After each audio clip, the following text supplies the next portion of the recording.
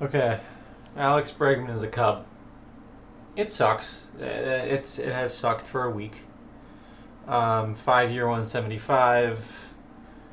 This video is going to be more about some of the alternatives to the Bregman hole that has been left in this team. But as far as the player itself, last year nearly a 3.5 WAR player. He was great pre-hamstring injury. Made the All-Star team. Came back a little earlier than he should have, probably from the injury, but that's just how selfless the guy was. There's obviously the intangible aspect of the player itself. He was a great from a leadership standpoint, helped Marcelo and Roman kind of develop into everyday big leaguers as far as mindset. And I mean, like on the field, the guy was great. Great defensive third baseman. As we can see, defensively, he roughly had 3 OAA, perfectly great. And then with the bat, he was way above league average. Peppered the monster as we thought he would. And him going to the Cubs leaves a hole in this lineup. Now, there's many different approaches of how to plug this hole. Just to preface this, my ideal replacement, in quotations, replacement, is a right-handed stick who can play third or maybe a little bit of second. I went through all the depth charts of all 30 teams or 29, because we're obviously looking at the Red Sox right now. So I went through all the teams. I looked for infielders that are available in the free agent market. As far as bats that came off the market that I thought would have been a great fit, Bo obviously was the supposed pivot from Bregman. He signs this random 3-year, $126 million with the Cubs, with the Mets, sorry. I keep thinking of Bregman and the Cubs. But Bo signs with the Mets, 3-year, 126, opt-outs after the second year, and obviously the third year. Actually, it could be opt-out of the first year now that I think about it. So regardless of the contract details, Bo would have been a great fit at Fenway. Obviously, defensively, it would have been a question mark, but the Mets are going to deal with that right now. They have they're going to play him at third, so they're going to see how that goes. Alec Boehm, I thought would have been a decent fit at Fenway, but seeing that the Phillies didn't get Bo and the Mets got Bo, I see the Phillies kind of keeping Boehm for his last year. Now, as far as some of the free agent options that we could potentially look at, we have a guy like Eugenio Suarez. Gino is a very interesting player. As we can see, last year he was nearly a 4-win player, 49 bombs, tied his career high with the Reds in 2019. The on-base did slip under 300, so that's something that we can obviously watch out for. He was very bad for the Mariners down the second half, down the stretch after he got traded there. As far as the player, Gino, he hits bombs. He doesn't walk a lot. He strikes out a ton, 30% K rate, as we can see. The team did have a strikeout rate issue last year, so this potentially could be harming us more than helping us. Defensively, Gino's also a little bit of a question mark. So, as we can see, -6 OAA, no bueno, right? Not good. But Gino has had some good defensive years in the past. 2023, he had nearly 11 OAA, and 2021, -9. So we can see that the defense is very it fluctuates from time to time. But Gino would rake at Fenway. As far as like the defense is obviously going out to be great, or it could be good. He could have a good defensive year. Who knows? But he's pretty much just gonna hit bombs, man. He's gonna strike out a ton, but hopefully the strikeouts and the bad defense is outweighed by the bat. And if he can hit bombs, all will be forgiven. He's pretty much been a consistent 30 homer bat in the past few years. 2023 was a little bit of an outlier year, but I think that was because T-Mobile. It's kind of there's been a supposed it's hard to hit in Seattle type of thing, so maybe that could have been the issue. But Gino's a good player, man. Obviously, he has some deficiencies. He's not getting any younger. He's 34. As far as some of the contract details, I would not see anything past 3-year deal, maybe 2-year with an option, maybe a 1-year deal with an option. Who knows? But he's an option for sure. As far as the trade market, some of the options that I was looking at, immediately the name that I circled when Bregman signed with the Cubs was Isaac Paredes. So if you don't know about Paredes, he's essentially a pull machine. He pulls homers. He pulls really everything. He's never hit an opposite field home run his entire career. He raked at the Trop. He raked at Houston this past year. In 102 games, nearly a 2.5 WAR player. 20 homers. WRC plus right around 128. The guy can hit. Metrically, he's never going to look great. And the other aspect of his game that, similar to Eugenio, the defense isn't great. He did have one good defensive year back in 2022, but it's been on a steady decline ever since. The good thing about him, though, is the K rate's under 20%, so that's always good. The walk rate's right around 12%, so he does walk a ton. His OBP is right around 100 points higher than his average most of the time. I'm not really a big average guy, but I just really care if you get on base. And if you get on base, Fenway's literally built for him. He's a pull monster. He can potentially do like 25, 30 homers. Maybe hit like 35 doubles, 30 doubles. Regardless, obviously defensively he's going to be a little bit of a setback.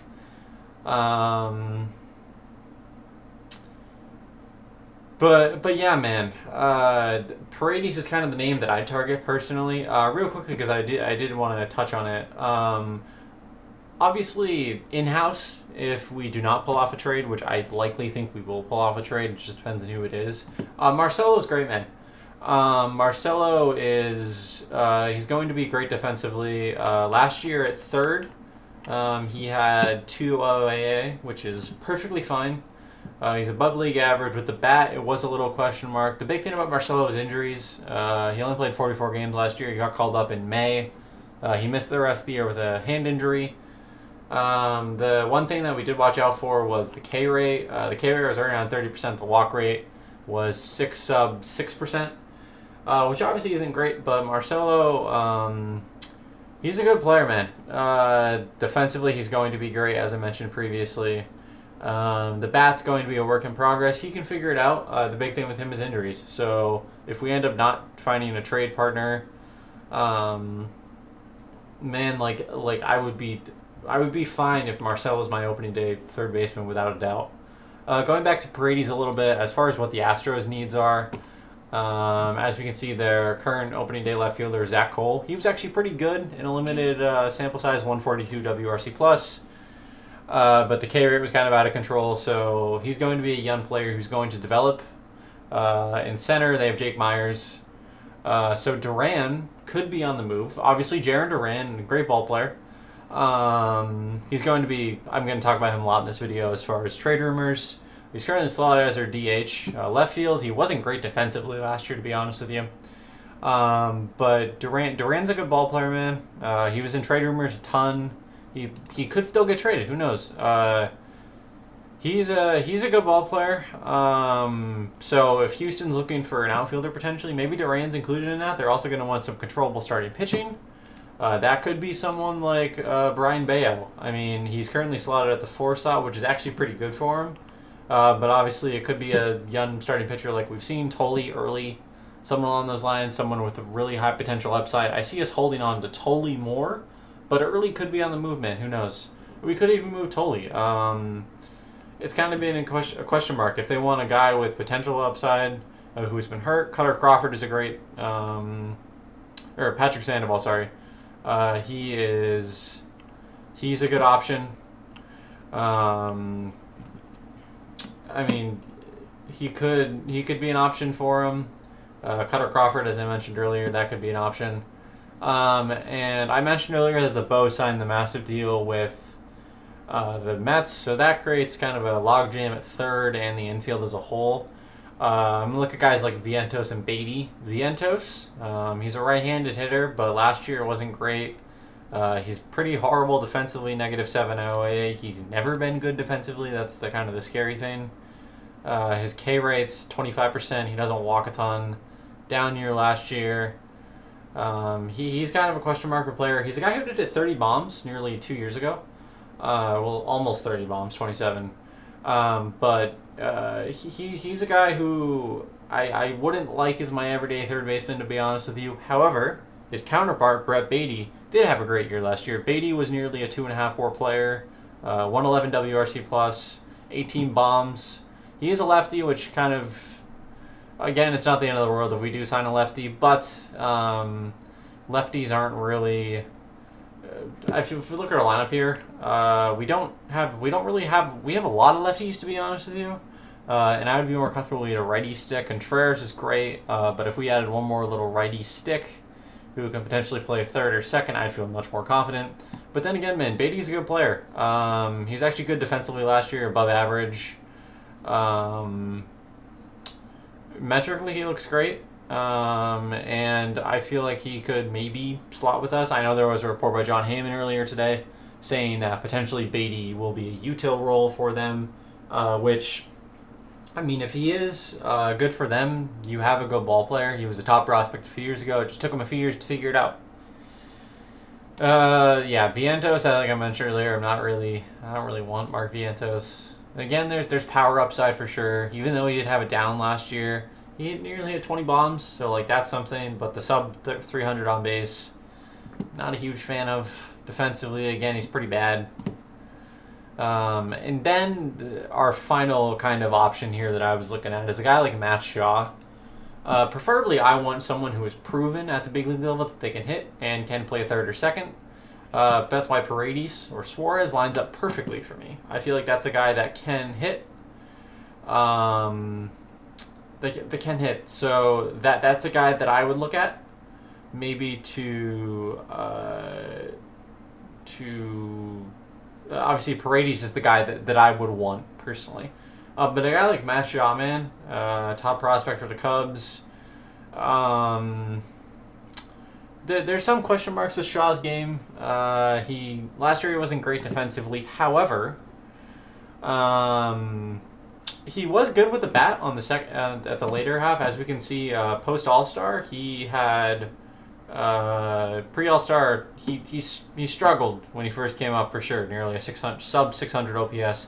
But then he got called back up, played third base pretty well defensively, and nearly had an 840 OPS. So with 11 bombs, so he has a little bit of upside. He also has a speed factor to his game, 17 stolen bases last year. That's pretty good, man. He hits lefties pretty well, actually. Righties, not so well, but then again, man, that's fine.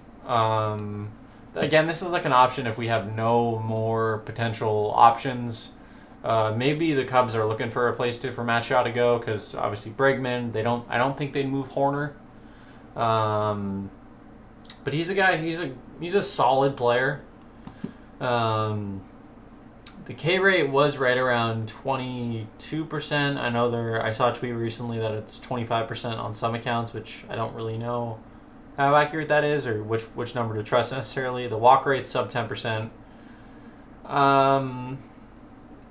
He's a guy who I think is like a perfectly fine bat, but honestly, if I'm being honest, I take Marcelo over Matt Shaw. I know Matt Shaw obviously was more healthy last year.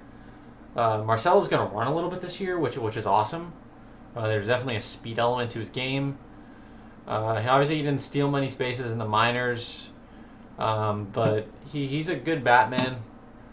As far as like a kind of accumulation of what I kind of just said for 15 minutes or whatever, the lineup currently looks good. I did like the so-called pivot to Ranger Suarez.